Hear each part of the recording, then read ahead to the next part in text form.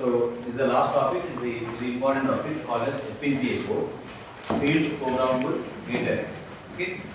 So అంటే practical గా live లో ఫీల్డ్ లో అప్పుడప్పుడు ప్రోగ్రామ్ రాసుకొని మనం ఇంప్లిమెంట్ చేసుకునేదాన్ని గేట్ అరే అంటే అలాంటి గేట్స్ చాలా ఉంటాయని చెప్పాను. గేట్ అరే అంటే రిపీటెడ్ గా అలానే ఉంటాయని గేట్ అరే ఫీల్డ్ ప్రోగ్రామ్. బట్ అంటే ఆల్రెడీ ముందు మనం సిపిఎల్టీలో చదివినట్టే జస్ట్ ఒక ఇన్పుట్ అవుట్పుట్ సెల్స్ ఎలా ఉన్నాయో లైక్ పిఎల్ఎస్ ఎలా ఉన్నాయి, పిఏఎల్ ఒక ప్రోగ్రామ్ రాసుకెళ్ళి అన్ని గేట్స్ ఆర్ గేట్స్ అట్లాంటి రిపీటెడ్గా అన్ని గేట్స్ ఆర్ గేట్స్ అవన్నీ రిపీటెడ్గా ఎలా ఉంటాయో ఇక్కడ కూడా already. But in addition to that ఇక్కడ ఎక్స్ట్రాగా మీకు వచ్చేది లుక్అప్ టేబుల్స్. ఇది బాగా జాగ్రత్త. లుక్అప్ టేబుల్ ఎల్యూటీస్ అంటారు. ఇది చాలా important. What is lookup table అంటే, సో ఆల్రెడీ మనకు ఉన్న ట్రూత్ టేబుల్ ఏదైతే ఉందో ఆ ట్రూత్ టేబుల్ ఒకేసారి ప్రోగ్రామ్ రాసి పెట్టడానికి లుక్అప్ టేబుల్ అంటారు. లైక్ నార్మల్గా ఇఫ్ కేసు ఎల్స్ కేసు ఎంత రాయాలి కదా, మామూలుగా ఒక అండిగేట్ రాయాలని లాజిక్ రాయాలంటే ఎంత రాసుకోవాలి అండిగేట్. సో ఒక ఏ బి సి వేరియబుల్ తీసుకొని సో మామూలు సి ప్రోగ్రామ్ రాయాలంటే ఇట్లా if A equal to 0 B equal to 0 ఇలా రాసుకుంటూ రావాలి. బట్ దీంట్లో అలా లుక్అప్ టేబుల్ అలా కాదు. డైరెక్ట్గా with the help of multiplexer తీసుకొని మల్టీప్లెక్సర్ అనే కాన్సెప్ట్ వాడుకొని what is the multiplexer? So multiplexer symbol ఇలా తీసుకుంటే మీరు ఓకేనా. ఓకే, 2 ఇన్పుట్స్ ఉన్నాయనుకోండి ఏ బి అని ఇక్కడ ఒక సెలెక్టర్ లైన్స్ ఉంటుంది ఓకేనా. ఇక్కడ ఫర్ ఎగ్జాంపుల్ 0 or 1 ఏదో ఒకటి ఉంది అనుకోండి 0 or 1. So based on this input ఇక్కడ నువ్వు సెలెక్ట్ లైన్స్ ఎలా సెలెక్ట్ చేయడం అంటే ఇక్కడ అవుట్పుట్ వస్తుంది ఫంక్షన్ ఎఫ్ అని వస్తుంది ఓకేనా. సో దీన్ని ఇంకొక టూ టైప్స్ ఇక్కడ పెట్టాడు నెక్స్ట్. సో ఇలా కంప్లీట్ గా this is a multiplex, this is single multiplex. ఇదే మీకు కొంచెం డిఫికల్ట్ గా ఉంటుంది. 2 ఇన్పుట్ మల్టీప్లెక్స్.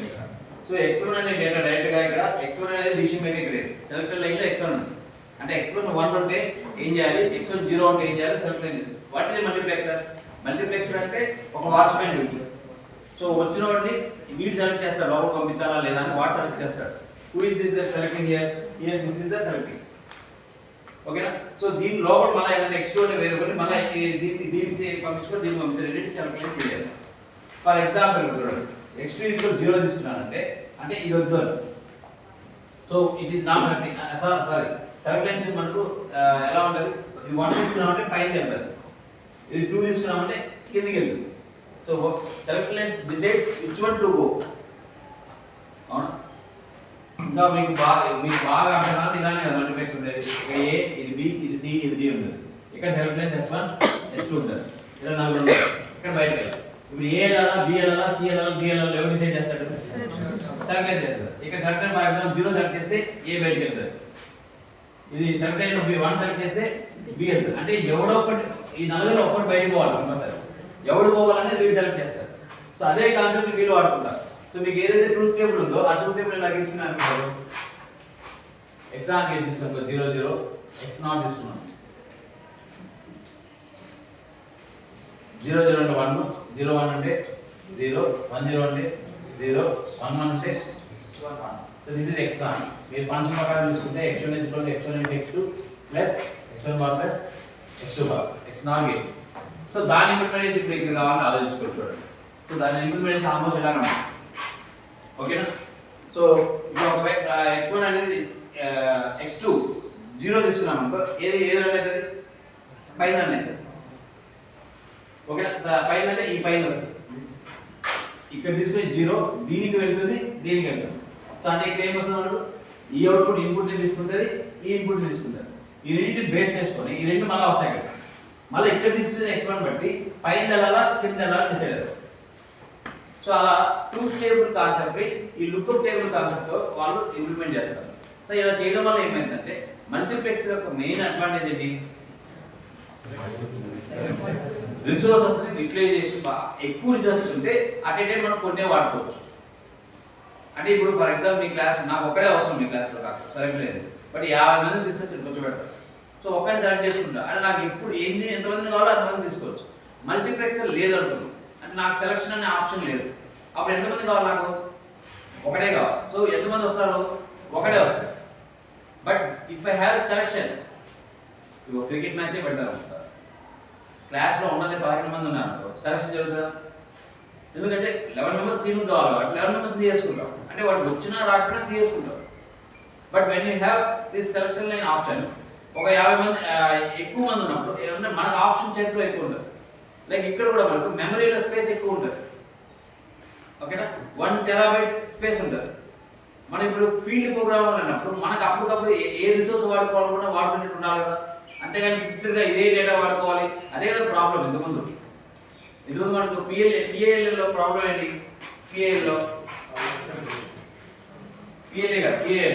ప్రోగ్రామ్ క్లాస్లో variable indicates fixed arguments. So argument fix అయితే ప్రాబ్లం అదే కదా. సో అంటే ఒకవేళ పెంచుకోవాలంటే తగ్గించుకోవాలని కాకుండా అందుకని they went for multiplexing concept. So multiplexing ఏంటంటే 2 3 ఉన్నా కూడా మనం ఏది కావాలో సెలెక్ట్ చేసుకోవచ్చు. So that it improve the output. So ఆ కాన్సెప్ట్ మీరు వాడుకున్నాం. సో బేసిక్గా they run based on purely ఎల్యూటీస్.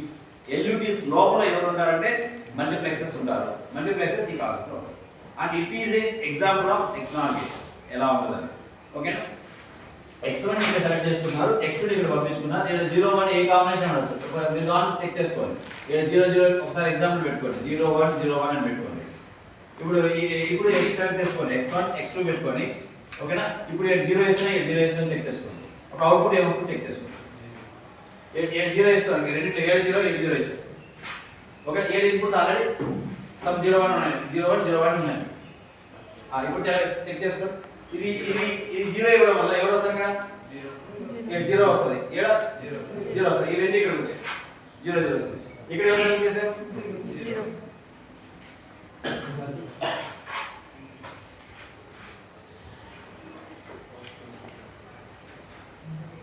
0 0 మనకు 1 రావాలి.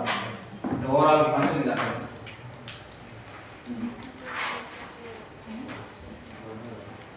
1 యాడ్ వస్తారు, 1 రాదు, 0 వస్తుంది. సో ప్రాబబ్లీ ఇక్కడ ఇన్పుట్స్ మనం ఫిక్స్ చేయకూడదు అనుకుంటా. ఇక్కడ వేరియబుల్స్ తీసుకోండి, ఏబి సిడి అని తీసుకోండి. ఓకేనా, ఇప్పుడు 0 0 ఇచ్చామనుకోండి, మనం 0 0 ఇచ్చామనుకోండి, 0 0 ఇచ్చామనుకోండి, ఫస్ట్ ఏ వస్తుంది. ఎట్లా? ఇక్కడ x2 లో 0 0 అంటే దాని అర్థం ఏంటి? దీంట్లో ఫస్ట్ తీసుకోవాలి, దీంట్లో ఫస్ట్ తీసుకోవాలి. అప్పుడు ఏమవుతుంది? ఏ వస్తుంది. ఇక్కడ ఏమవుతుంది? సి వస్తుంది, ఇక్కడ వస్తుంది, ఏసి ఉంది. ఇక్కడ 0 తీసుకోవడం వల్ల ఏమొస్తుంది? ఏ వస్తుంది. సో బయటికి అంటే సెలెక్ట్ చేసుకుంటారు. నెక్స్ట్ కాంబినేషన్ తీసుకుంటారు, 0 1 అని తీసుకుంటారు. అప్పుడు 7 0 7 1 కిందికి వస్తుంది, అప్పుడు మన పైన వస్తుంది. సో అట్లా మీరు కాంబినేషన్స్ తీసుకుంటే అలా మనకు మల్టిపుల్ ఆపరేషన్స్ వస్తాయి. ఇప్పుడు ఇది 0 ఇది 1 అయితే మోస్ట్లీ పైన వస్తాయి. ఇది 1 ఇది 0 అయితే మోస్ట్లీ ఈ పక్కన వస్తాయి. అట్లా మనకు అన్ని ఆప్షన్స్ వస్తాయి.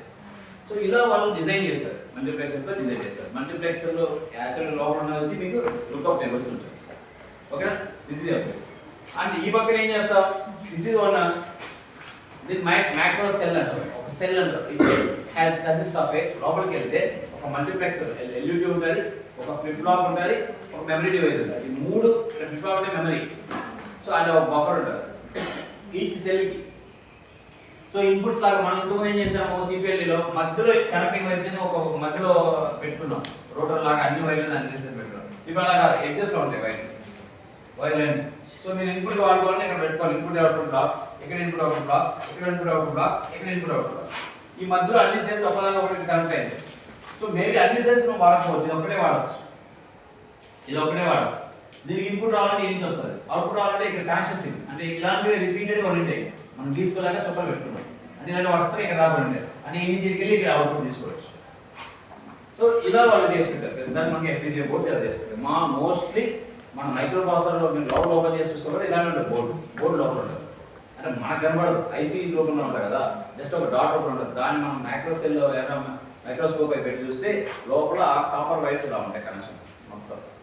ఓకేనా, but point this is very important. మీరు ఇక్కడ గుర్తుపెట్టుకోవాల్సింది, దేని గురించి ఎక్కువ రాయాల్సింది లుక్అప్ టేబుల్ గురించి రాయాలి. ఇది ఎక్స్ట్రా ఐటమ్ రైట్.